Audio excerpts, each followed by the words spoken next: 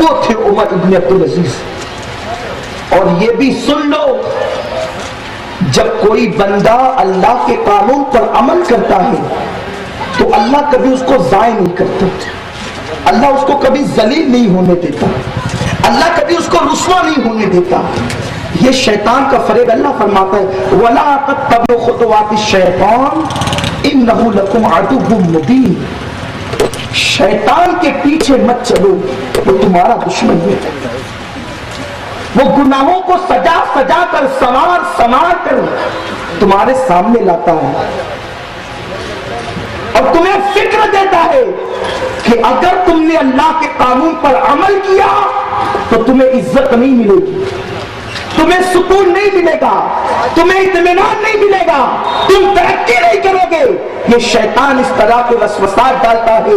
اور پھر ہماری قوم ہے کہ دنیا کی محبت میں شیطان کے پیچھے چلتی ہے اور شیطان وہاں لے جا کر انسان کو تباہ کر دیتا ہے جہاں سے پھر پلٹنے کی راہ بھی ختم ہو جاتی ہے. انسان پلٹ بھی نہیں پاتا، وہاں شیطان انسان کو تباہ کرتا ہے. اور جو لوگ شیطان کے پیچھے چلنے کی بجائے اپنی طبیعت کا غلام بننے کی بجائے اللہ کے قانون پر عمل کرتے ہیں، اللہ ان کو کبھی ضائع نہیں کرتا، ذلیل نہیں کرتا. عمر ابن عبدالعزیز جب دنیا سے تشریف لے جانے لگے تو آپ کے 12 بیٹے تھے. اللہ نے آپ کو 12 بیٹے عطا کیے.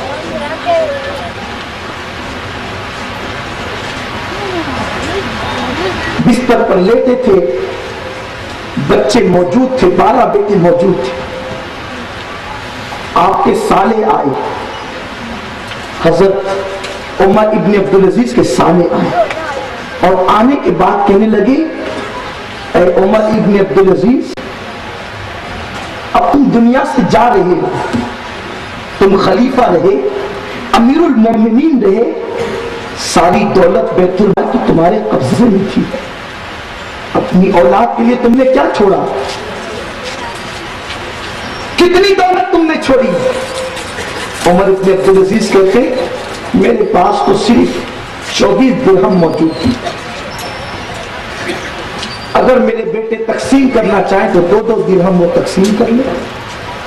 تو ان کے سالے نے کہا عمر تم نے اپنی اولاد کے ساتھ بہت برا کیا.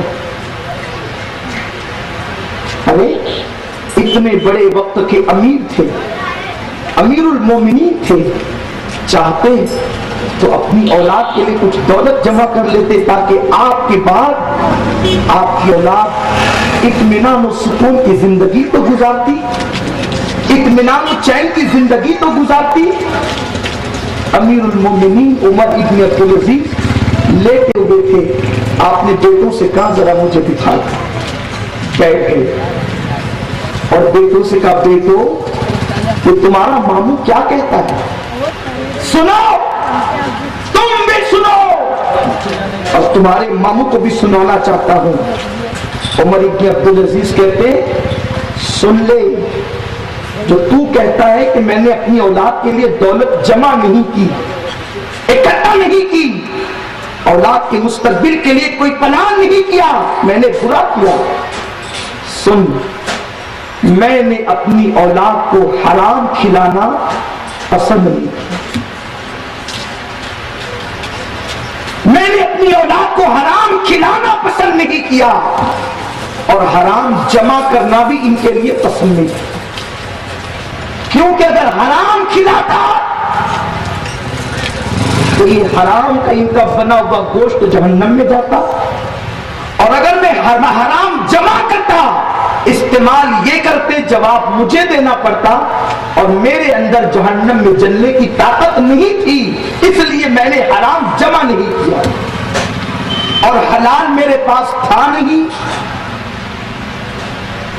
جب حلال نہ ہو تو انسان حرام کماتا ہے، تو حلال نہیں تھا اس لیے میں نے جتنا تھا اسی پر اکتفا کیا.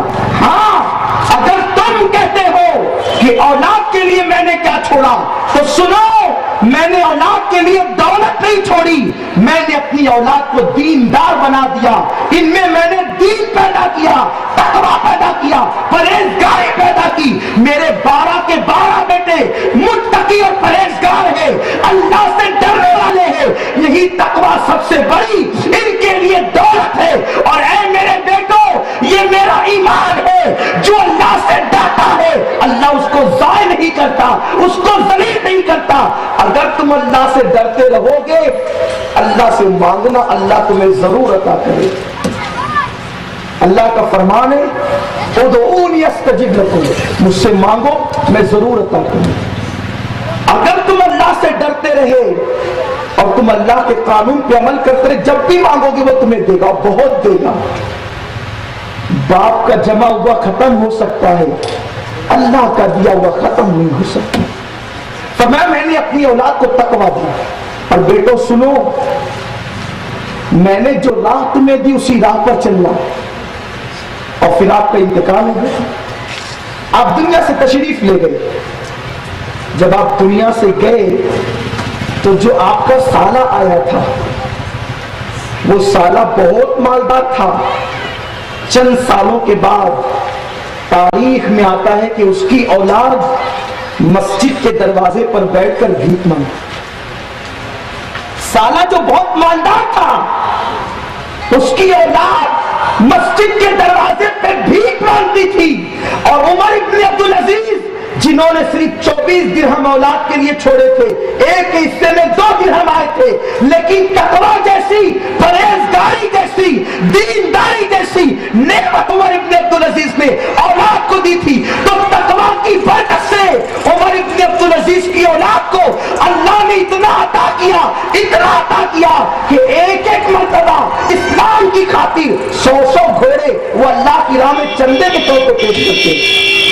یہ ہے دین, یہ اللہ کے قانون پر عمل کی برکت. آپ کیا سمجھتے ہیں, تم نے اللہ رب العزت کو سمجھا کیا ہے, رب کی شان تم نے کیا سمجھی ہے؟ اللہ وہ ہے, اللہ وہ ہے جس نے بھیک منگوں کو بادشاہت عطا کی. اور اللہ وہ ہے جس نے بڑے بڑے شہنشاہوں کو, بادشاہوں کو بھیک مانگنے پہ مجبور کر دیا. تم اپنے دماغ کے گھوڑے اور عقل کے گھوڑے دوڑاتے ہو اور سوچتے ہو ہم یہ کریں گے تو یہ ہوگا. آج کے مسلمان اگر سب سے پہلے کسی کے پاس دولت آتی ہے تو اس سے اللہ کا گھر چھوٹتا ہے, اس سے مسجدیں چھوٹتی ہے, اس سے اولیاء اللہ کے مزارات چھوٹتے ہیں. جب تک غریب تھا ولیوں کی چوکھٹ پر جاتا تھا, غریب تھا مسجد میں آتا تھا, مالدار ہو گیا تو مسجد میں نہیں جاتا. اب تو ہوٹلوں پر بیٹھ کر, اور وہ بھی چھوٹی موٹی محلے کی ہوٹل نہیں, بڑی بڑی ہوٹل جہاں عیاشیاں ہوتی ہیں وہاں کے تلاش کرتا ہے. افسوس ہے. اور انسان پھر یہ سوچتا ہے میری روزی میں کما رہا ہوں, یہ میرے اپنے ہنر کی وجہ سے کما رہا ہوں, میں کما رہا ہوں یہ میرے اپنے ذہن کی وجہ سے کما رہا ہوں. نادان, یہ تیری کمائی, یہ تیرے ذہن کا حصہ نہیں, یہ اللہ کا فضل ہے. مسلمان آج غریب ہے, مسلمان آج مفلس ہے. آج مسلمانوں کی بچیاں برقع پہن کر راستوں میں بھیک مانگتی ہیں. یہی ہندوستان کا مسلمان آج پریشان ہے. اسی ہندوستان کے مسلمان کی شان وہ تھی, زیادہ دن پہلے کی بات نہیں. انگریز جب ہندوستان آئے اور ابھی انگریزوں نے قبضہ نہیں کیا تھا, اس وقت ہندوستان کا مسلمان اتنا مالدار تھا کہ کلکتہ کے ایک تاجر کی تجوری میں جتنی دولت ہوتی اتنی دولت برطانیہ کی حکومت کے پاس بھی موجود نہ ہوتی. مسلمان اتنا مالدار تھا اس زمانے میں. کیوں؟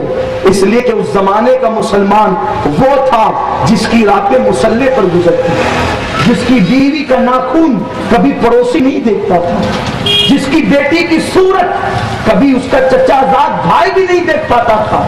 بچیاں چچا زاد بھائی سے بھی پردہ کرتی تھی, بچیاں مامو زاد بھائی سے بھی اپنا چہرہ چھپاتی تھی, ناخن بھی کبھی پڑوسی کو نظر نہ آتا تھا. جب تک مسلمانوں کی یہ پوزیشن تھی اس وقت تک مسلمان کے پاس دولت تھی, مال تھا. کیوں؟ اس لیے کہ آپ کبھی غور کریں, جب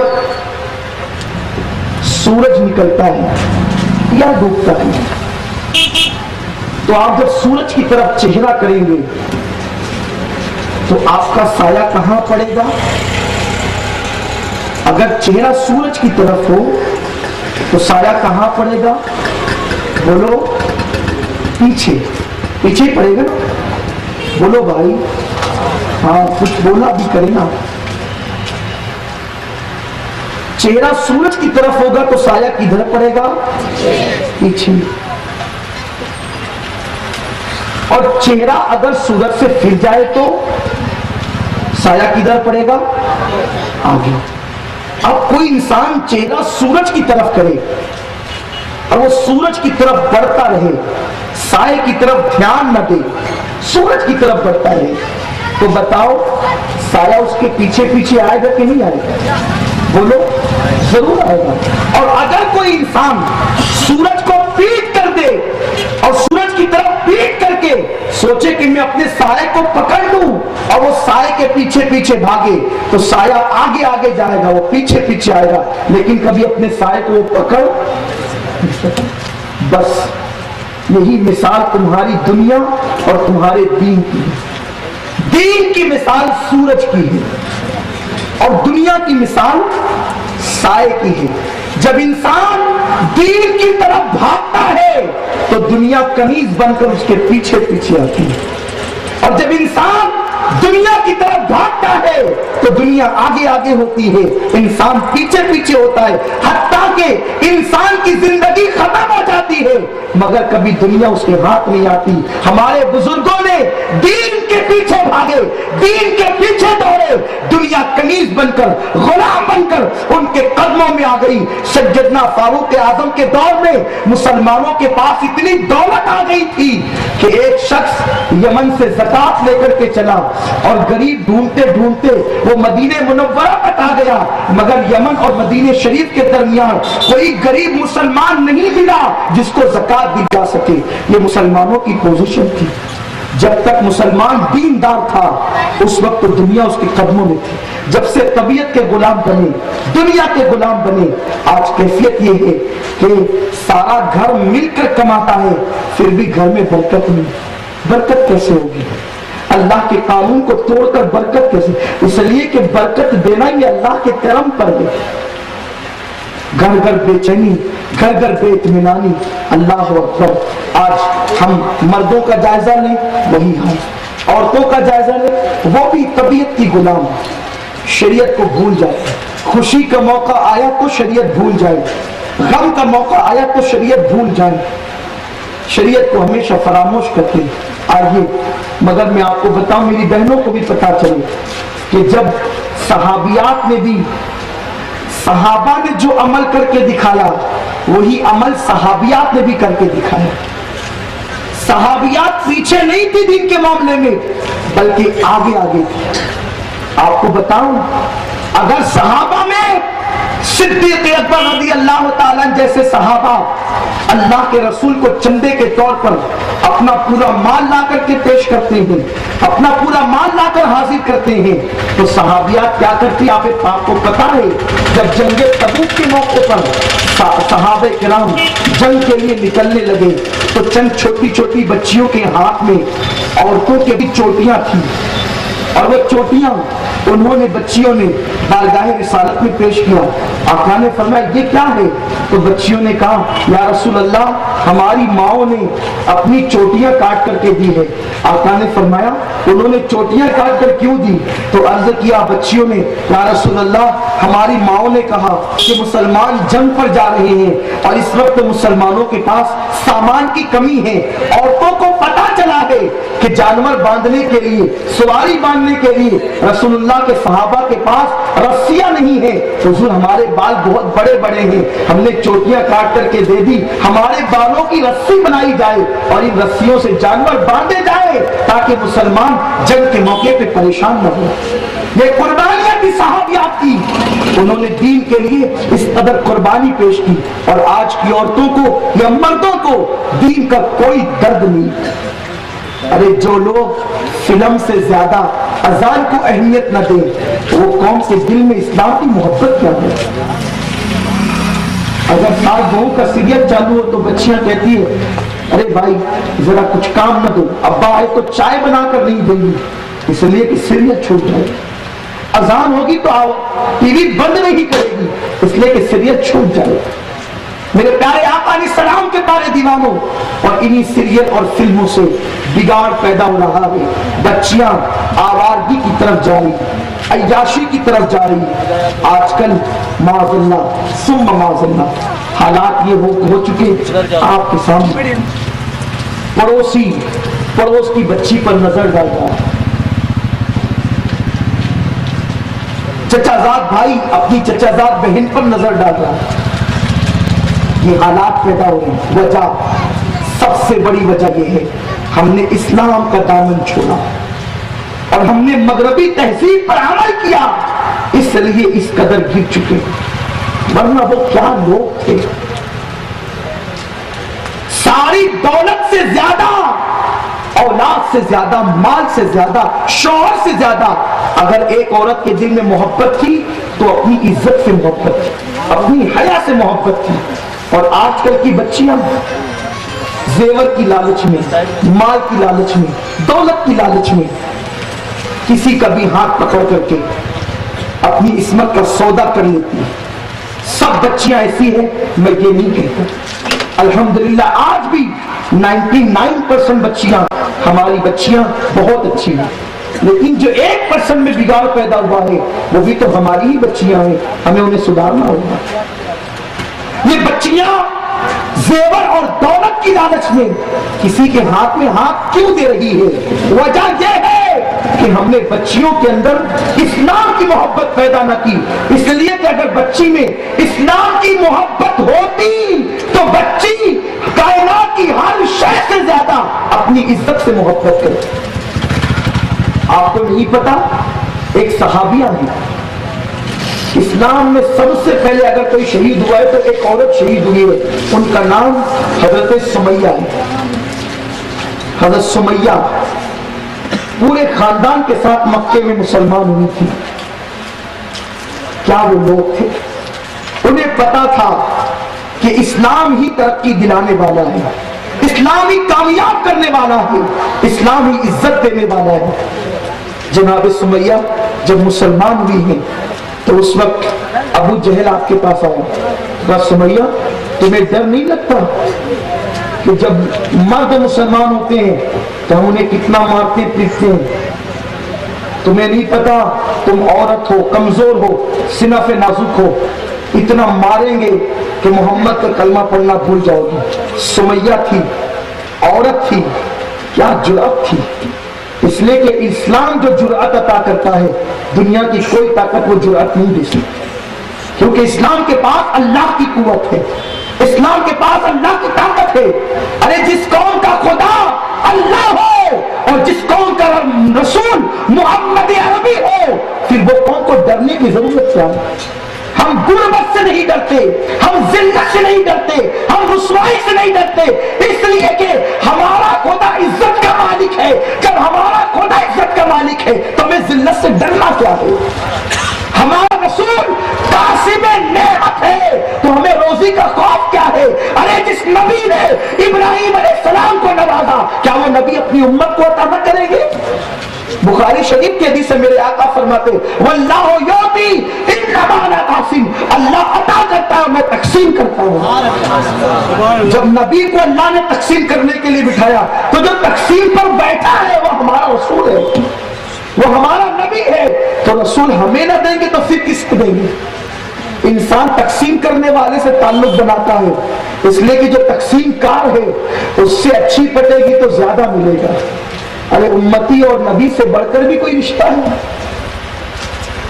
امتی اور نبی سے بڑھ کر بھی کوئی رشتہ ہے. ماں بیٹے کے رشتے میں اتنی محبت نہیں ہوتی جتنی محبت امتی اور نبی کے درمیان ہوتی ہے, کیونکہ آپ کو پتا چلے گا کہ قبر میں ماں ساتھ نہیں آتی مگر نبی وہاں بھی ساتھ آتے ہیں. کتنا مضبوط رشتہ ہے. تو جو تقسیم کرنے اللہ نے جسے بٹھایا ہے وہ ہمارا آقا ہے. کون دیتا ہے؟ دینے کو منہ چاہیے, دینے والا ہے سچا ہمارا. تو جس قوم کا نبی قاسم نعمت ہو وہ قوم اسلام کو چھوڑ کر رسول اللہ کے دامن کو چھوڑ کر کہاں پڑی ہے؟ عرض کر رہا تھا جناب سمیہ نے پوری جرأت کے ساتھ جواب دیا، ابو جہل تو میری جان تو لے سکتا ہے مگر محمد عربی کا دیا ہوا ایمان نہیں لے سکتا، میں ایمان نہیں دے سکتی۔ میری قوم کی بچیاں جناب سمیہ کے اس جواب کو پڑھے، ان کی زندگی کو پڑھے، اور ہماری بچیاں انا للہ و انا الیہ راجعون، انہیں تو پتہ ہی نہیں ہوگا کہ سمیہ ہے کون۔ زیور دیکھا پھسل گئے، مال دیکھا پھسل گئے، سیریل پر ایمان کا سودا کر بیٹھے، اچھے لباس پر آبرو کا سودا کر بیٹھے۔ سمیہ نے کہا ابو جہل ایمان نہیں لے سکتا، کہا اچھا پھر دنیا دیکھے گی کہ ہم تیرے ساتھ کیا سلوک کرتے ہیں۔ دو اونٹ مٹوں کو مخالف سمت میں دوڑا دیا گیا، ایک اونٹ ادھر دوڑایا گیا، ایک اونٹ ادھر دوڑایا گیا، اور دونوں پیر بندھے ہوئے ہیں۔ اب آپ سمجھ سکتے ہیں کہ جب جناب سمیہ کے دونوں پیر مختلف سمت میں چلے گئے تو کیفیت کیا ہوگی۔ جب دونوں اونٹ دوڑ پڑے، حضرت سمیہ کا جسم دو حصوں میں چر گیا۔ اس وقت ابھی جناب سمیہ اسلام کا کلمہ پڑھتی ہے۔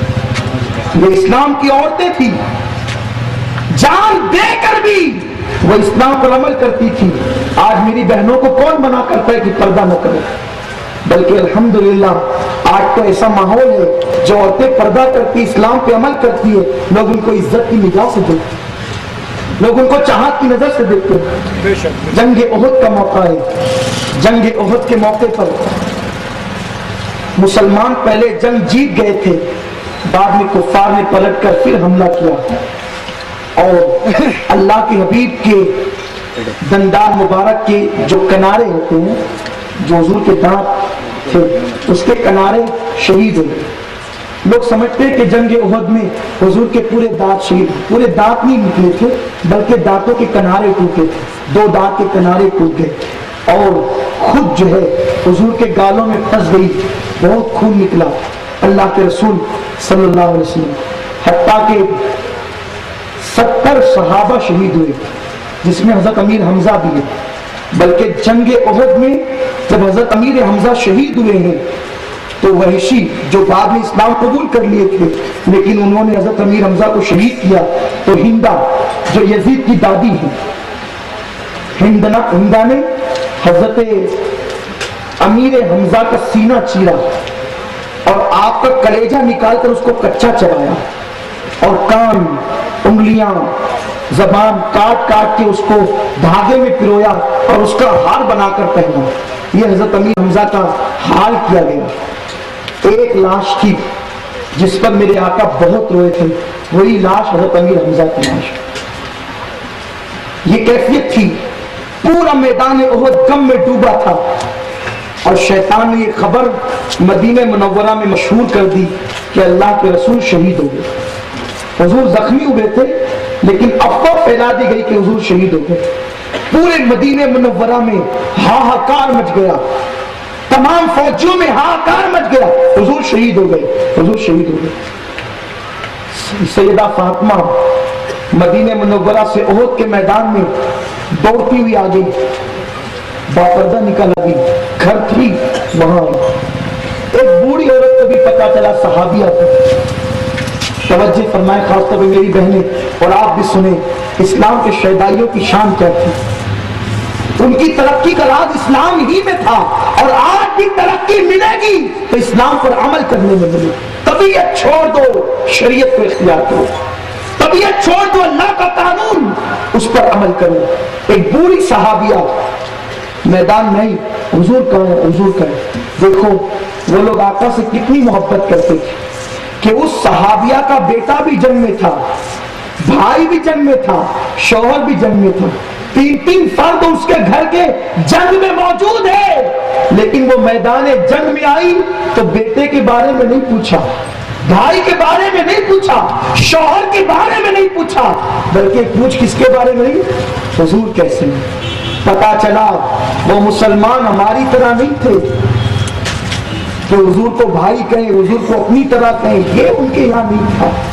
وہ اپنی جان سے زیادہ نبی کو چاہتے تھے، وہ اپنی جان سے زیادہ رسول اللہ سے محبت کرتے تھے، کیونکہ انہیں